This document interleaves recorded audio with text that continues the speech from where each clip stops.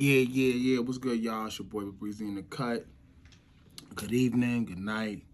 You know what I'm saying? Shout out to my 9 to 5ers. I know y'all getting ready for that grind. My 9 to 5, my 9 to 9ers, I know y'all getting for that grind too. Shout out to my new subscribers, the old subscribers. And today we're gonna talk about the murder of Alpo, aka the informant. He was killed earlier Sunday morning. I don't know the exact time. He was shot up in his car. And it's kind of a shock to certain people, but to most it's not. Now, I'm gonna give y'all a little background story about Alpo. He come from Harlem. He was if you seen Paid in Full, he was Rico. That's who played Alpo in the Paid in Full movie. He was a big time doughboy, big time drug dealer. You know what I'm saying? And the funny thing about it was they was young. They had to be no older than 17, 18, making millions, But from my understanding, Rich and AZ wanted to stay local. Alpo had bigger dreams.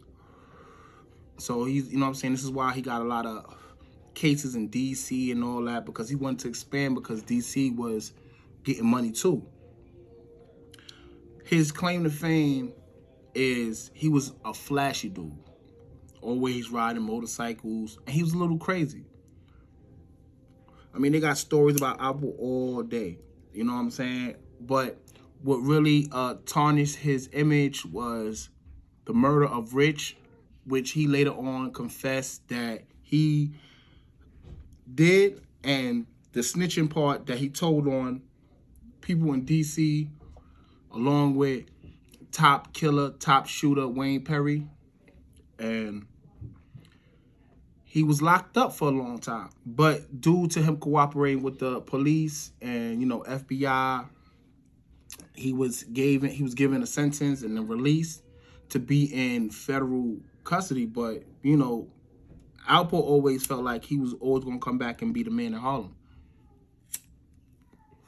Because one thing that he always felt like he was a solid dude, but once you tell, that tarnishes your name. You know what I'm saying? And it was shocking because he came home as if the world didn't know what he did. You know what I'm saying? He even did a documentary where he was showing people where he put bodies at, where he put Rich bodies. Like, that made people feel a certain type of way, especially people in Harlem. DC already wanted his head because that's what he did the majority of his telling. Because if y'all don't know, at that time, yeah, they wanted Alpo, but they wanted Wayne Perry way more because he was the muscle. He was also the top shooter and killer of Alpo's clique. You know what I'm saying? They got multiple bodies between each other. You know what I'm saying? So, but they wanted Wayne Perry more. So this is why he was able to get the deal he got, and he was able to come home.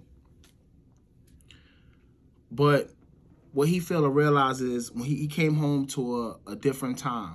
Like, you know what I'm saying? Maybe if he'd came back home earlier, he could have got away with what he was doing. You know what I'm saying? From my understanding, he was going to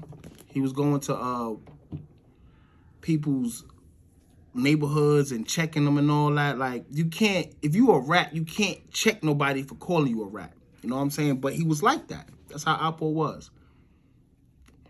He eventually got dealt with. Now, Wax saying it's something that happened recently. I doubt that, man.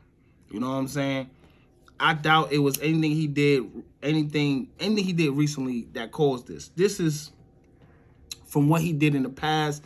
And if he added on, then of course it was the icing on the cake. You know what I'm saying? But Peter Alpo, you know what I'm saying? Like, yeah, he was a snitch, but the dude was still a stepper. He still was a real nigga. You know what I'm saying? For him to come home and still feel like he was that nigga, he could walk through Harlem, that showed a lot.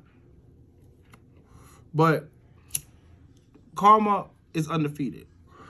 That's why I'm telling people, like, if you do karma, man, just make sure it ain't where it's too traumatizing, where you can't come back, where karma's got to take your life. And that's Alpo's situation. Like, you can't feel bad for Alpo because he took a lot of people's lives. He helped get a lot of people whacked, you know what I'm saying? And, you know, a lot of people was really hurt about that, the whole Rich situation. Now, the Rich situation was funny because, like, you know what I'm saying? You can't be one-sided on the situation. The reason why Alpo did what he did to Rich is because Rich was jerking him out of bread. You know what I'm saying? Like, they had to connect together, and they was getting a certain amount of money from that connect. Like, you know what I'm saying, for the bricks. When the connect went dry, they went to another connect that was charging more, but he didn't care. He was still, you know what I'm saying, he still wanted the bricks because he was going to get it off. The original connect came back and the bricks went down, but the price still stayed up because Rich was telling Alpo that until Alpo found out. He gave Alpo time to, you know what I'm saying, come clean, but he didn't, allegedly. And when he didn't, he did what he did. That was all business. It was nothing personal about the situation, but, you know what I'm saying, people going to take it personal because everybody loved Rich. And they felt like he shouldn't let money come between that. But when business is business, and especially coming to drug business, you got to maintain a certain name. If people get word that you're getting that your own man's is jerking you, then they gonna jerk you. So I understood that part. You know what I'm saying? Maybe I wouldn't have took it that far and killed him, but out of this, you had to do something to him to show him that, yo, I'm still who I am. You know what I'm saying? And I wanted to clear up another thing too. AZ, Rich, and Alpo was not that cool like in the movie Paid in Full. They wasn't cool like that. They wasn't tight like that. They just knew each other and they did business. I want people to stop making it seem like Alpo, AZ, and Rich were the best friends. No, they was young, getting money niggas. You know what I'm saying? And they ventured together to make more money. You know what I'm saying? It wasn't like they was like, oh my god, we grew up together, went to school, we best friends and all. Nah, it wasn't like that. It was a money thing. What got them together was a money thing. And when the money was flowing good, you gonna stay with that.